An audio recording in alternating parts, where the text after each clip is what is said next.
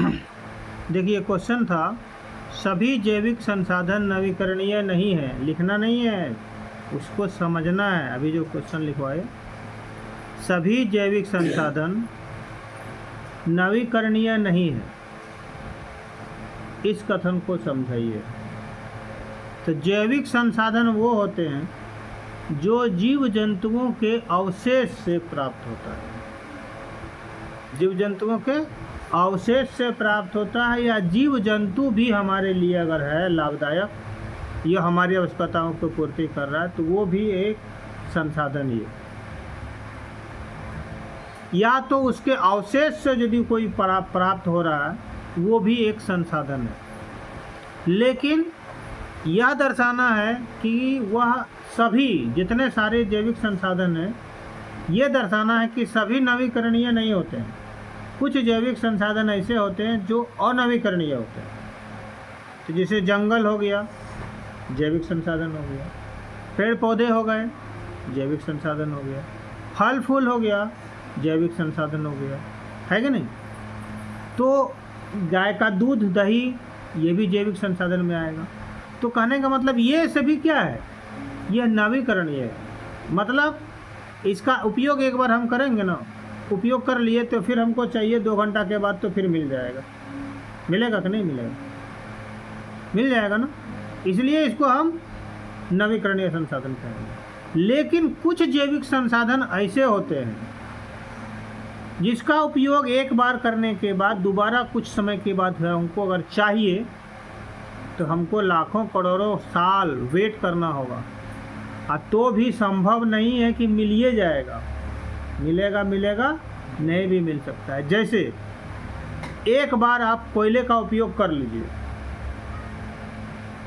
क्या दोबारा 2 घंटा के बाद, 10 घंटा के बाद, 3 दिन के बाद या 1 महीना के बाद दोबारा कोयला वहाँ मिलेगा? अब दोबारा कोयला वहाँ मिलेगा क्या? दोबारा कोयला मिलने के लिए लाखों करोड़ों साल वेट करना होगा। और ज़रूरी नहीं है कि वहाँ मिलेगा ही, नहीं भी मिल सकता है कि नहीं।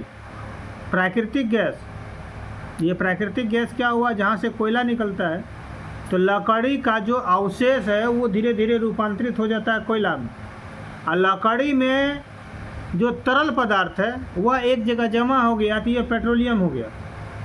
ठीक है, लकड़ी में जो तरल पदार्थ होता है ना, कच्चा पेड़ को काट दीजिए तो उसमें तरल पदार्थ निकलेगा कि नहीं, रस उसका, तो वो उसका रस धीरे धीरे मिट्टी में आ जाएगा, और मिट्टी में आकर के कहीं एक जगह नमी छा जाएगा, और वहाँ से जिस तरह हम बोरिंग से पानी निकालते हैं उस तरह से वहाँ क्या निकलेगा, पेट्रोलियम निकलेगा, हैं।